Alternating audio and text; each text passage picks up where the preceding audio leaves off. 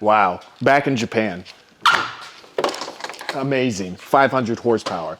But we're not gonna talk about that today. We're gonna talk about this car. My FRS, that was originally supposed to be K-swap, but then we decided not to, but I blew the engine before I was supposed to export it, one day before I was supposed to export it. Now has an engine from a Thrash Turbo 86 that we bought off of the auctions, and then got it here and then decided not to fix the body on that car because it was too fucked up. We had to change the front cover. That's how far back the front of the car got crushed. And I put a TD-06 on it. Link has been kind enough to get us one of their brand new 86 computers. There's a few more things I want to tidy up on this car before we can take it over to Mizutani's, who will tune this and set it up. So me and Alex gonna get to that. But it's got no brakes. But luckily, I got a big brake kit right over there. It's pink, but you know what? I'm gonna put it on anyways. I need to extend this MAF plug. The oil cooler setup does not fit with the truss intercooler for TD-06 because normally the piping comes off the top and the oil cooler sits here. So Mizutani will have to make a bracket, but just for the sake of starting the car, we're gonna hook it up and make sure everything works before we bring it over there, because that'd be stupid to bring it there and it just doesn't work. And if everything goes according to plan, which normally it doesn't, but we're gonna make it happen. This will be at Tokyo Auto Salon with a new aero kit. It's not my aero kit, I'm sorry guys. I kind of gave up on that, but anyways, yeah. Side note, in this video, we will also be choosing a winner for our B West Limited steering wheel. We asked for your guys' comment on our Instagram post from a little while ago, and Yusef will be picking a winner in this very video. So stick around to see if you're that lucky winner.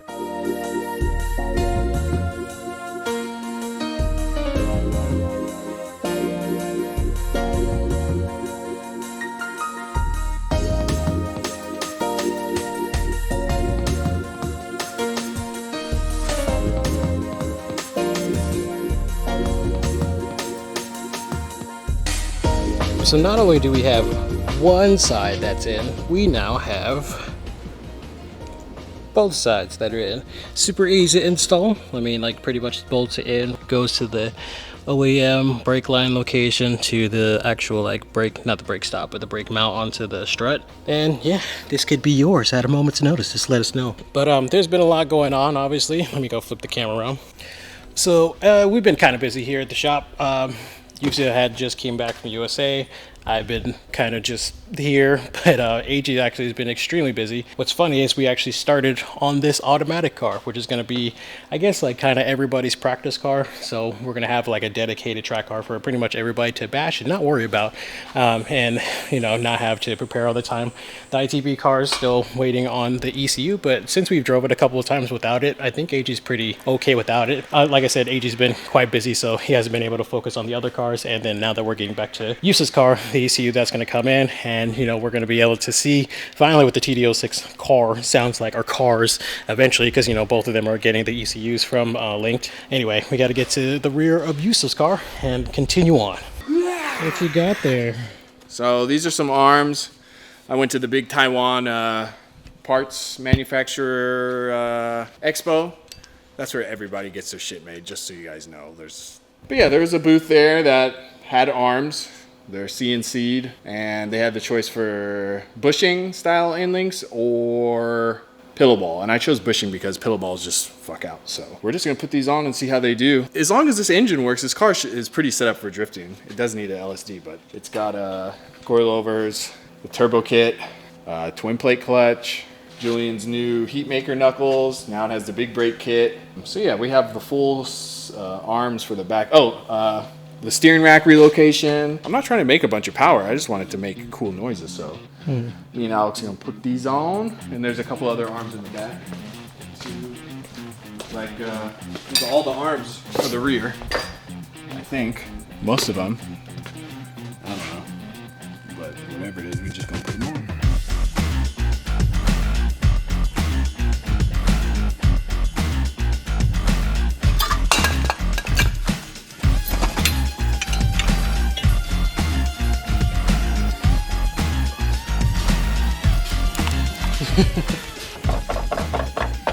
There's never a feeling when you just have a drill in your hand and it's always in reverse to take things off. And it feels so good when you put it the other way because you know everything's going back together. Damn, the way this fucking...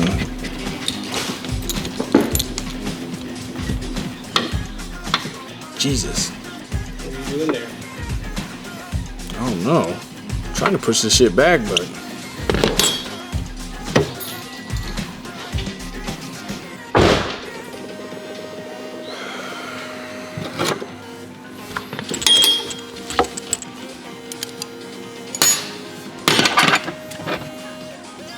Bro.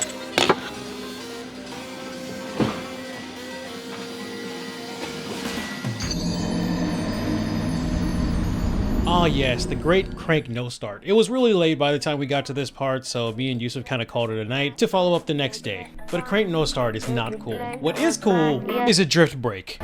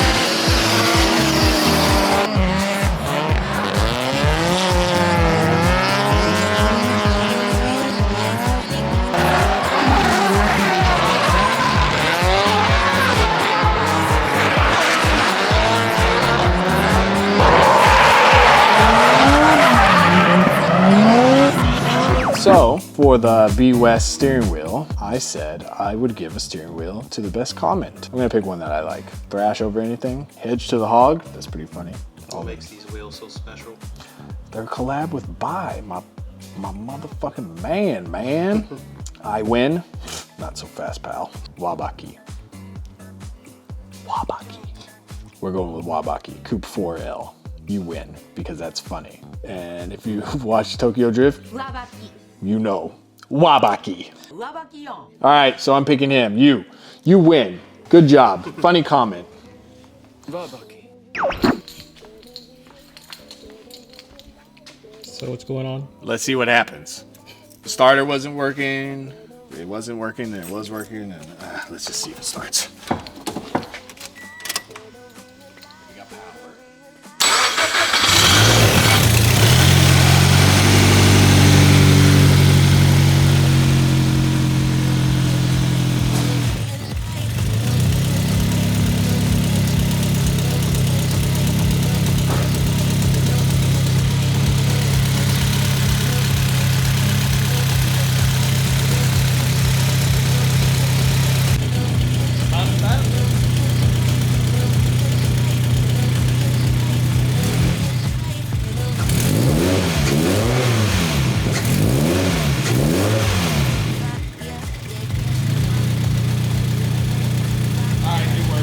Yeah, that's all. So as we sit here and let this car warm up, it's a long time coming, right? We've talked about this car running for quite a long time, right? It's been pretty much since even before I moved over here. So it's been just about 2.5, maybe, cruising on close to 3 years that we've been talking about this car getting started, and today's the first day we're able to do it. Problem we were having with the starter is like a weird grounding situation, so we had to take the starter out, make sure it wasn't faulty from the outside, and then have the battery terminals go straight to the starter, which it wasn't started, like the starter motor wasn't cranking all the way over. So we just put the ground on the case and then it cranked over. Then we put the starter back in and here we are. Now we're back to it. And then, you know, it's burning off all the oil and all the new coatings that are on all the stuff and things. But we did it. We did it. All right, now that we got the rear wheels on, it's time to get the front. With the front, and even with the rear as well, we need spacers so they don't hit the caliper. We also have the heat knuckle to accommodate for, so you know the wheel doesn't touch the inside of the control arm. And that's pretty much it. We're gonna put it back on the ground, then put it back in the resting place that it's been for a while. But this time it actually has a destination where it's gonna go to Mizutani to get tuned and finished up. And for those of you that are curious about getting a car here in Japan for yourself, Tom's S14 is actually for sale and is going to be going through, I think, EK Motors, which he is now, AG, now doing exports and such, which is why this S15's here, this K car, and the many K cars that are outside, because Jet Davis has been buying a fuckload of parts.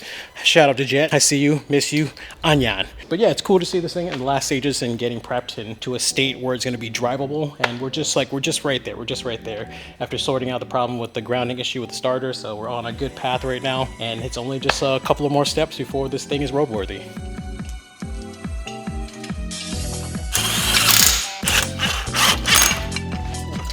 Move, bitch. Eat shit.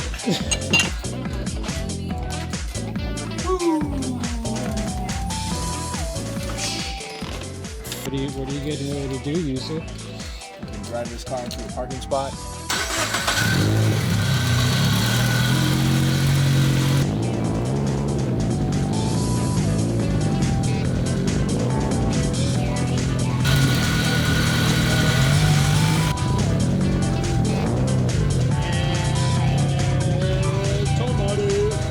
They grow up so fast. So that was your first drive?